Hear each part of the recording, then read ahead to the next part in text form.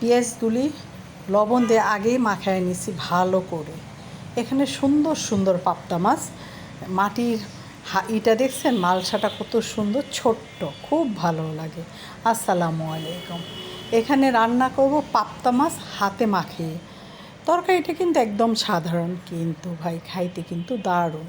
তো এখানে হলুদ, মরিচ, ধনিয়া, আদা রসুন পেস্ট দিয়ে দিলাম। কাঁচামরিচটা আমি পরে দিব, কারণ কাঁচামরিচ দিয়ে মাখালে হাতটা জ্বলবে। এখন ভালো করে যুদ্ধ করে করে একদম চিপড়ায় চিপড়ায় এই তরকারিটা পেঁয়াজটা মাখাতে হবে। যদি কারো উপরে জিদ থাকে এই চুটো মনে মনে জিদ করে ওইটা মাখাইয়ে দেবেন পুরা ডইলা ডাইলা। তা এখন মাছটা দিয়ে দিব।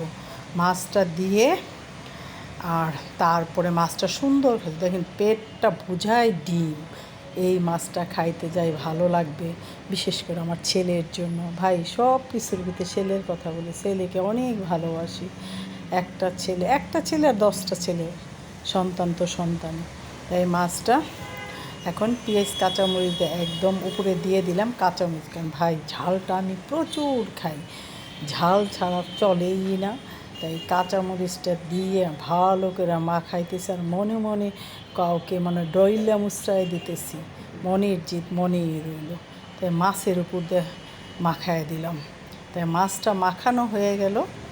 এখন দিয়ে দিব একটু পানি, কারণ পানি ছাড়া তো তরকারি হবেই না।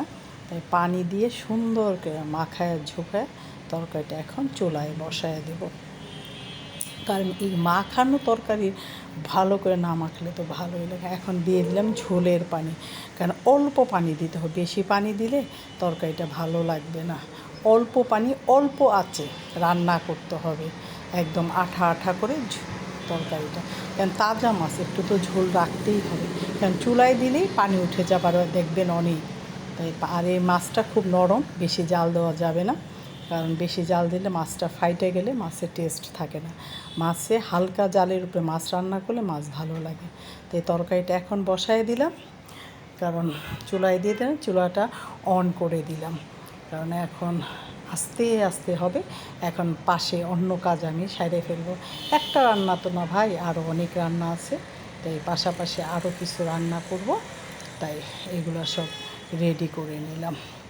তাই এখন প্রায় মাছটা হয়ে আসতেছে, একটু একটু করে বোঝা যাইতেছে না, তাটা নিচে উঠতেছে নিচে।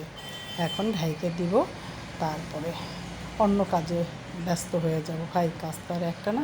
এখানে তরকারিটা হয়ে গেছে, ধনিয়া পাতা দিয়ে দিলাম। ধনিয়া পাতা না দিলে তো এই তরকারিটা ভালো। এটা বিলাতি ধনিয়া পাতা, ভাই দেশি না, বিলাত থেকে আসছে, তাই বিলাতি ধনিয়া পাতা। তো এই ধনিয়া পাতাটা দিয়ে দিলাম। এখন জালটা কমায় দেব, তরকারিটা নামায় ফেলবো।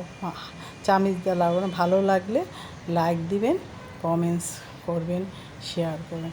আর তরকারিটা না চামিচ দিয়ে লাড়া যাবে না, মাছটা ভেঙে যাবে, তাই চামিচ ছাড়াই লাগতে হবে। তো ভালো থাকবেন, আল্লাহ হাফেজ।